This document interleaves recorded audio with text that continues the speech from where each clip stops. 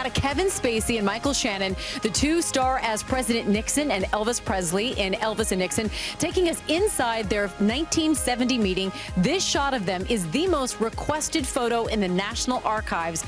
And I recently got to sit down with the stars. Here's a look at their new movie.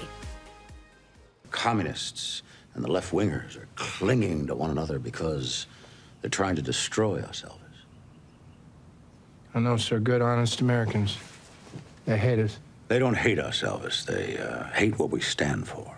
And so happy to have Kevin Spacey and Michael Shannon with us this morning. Thank you for being here. Thank you for having us. So this is the untold story of that famous photo. What happened between Elvis and Nixon? One of the things that really drew me to the script, actually, is that even though this is based on a real event, the meeting between them is completely mysterious. I mean, there's no document of it, there's no recording of it. So it's both a real event and a completely imagined event. It had to have been a huge undertaking. I know you all are both incredible actors, but to play such larger-than-life, real people.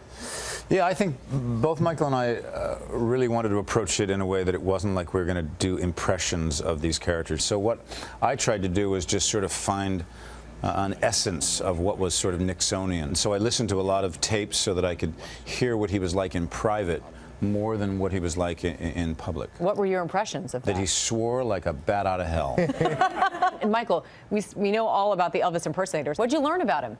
The thing I was most surprised about is his deeply spiritual nature. You know, I think a lot of times with the impersonations and whatnot, it leads you to a very superficial view of Elvis. But he was actually a deep thinker, and he read a lot of books that I was surprised to find out he was into. What was it like when the two of you first saw each other in costume?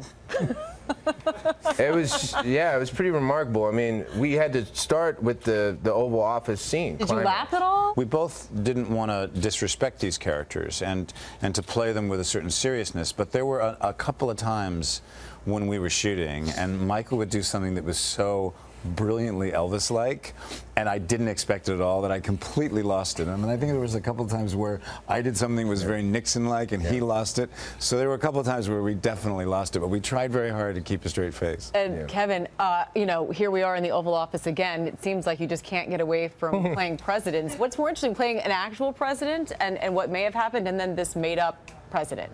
And do you ever slip? I would be afraid I'd slip into that southern drawl if I were you, like Frank Underwood. No, what's interesting is the set we used in our film was the West Wing Oval Office, and the set we use in House of Cards is a completely new Oval Office that we built. So it's not actually the same room. And I hope that when people see me in an Oval Office set in this movie, they won't think of Frank Underwood. And I hope when they see me as Frank Underwood, they won't think of Nixon. Well, it's an incredible film. Thank you both for stopping by. We appreciate it. Thank you very much. You bet.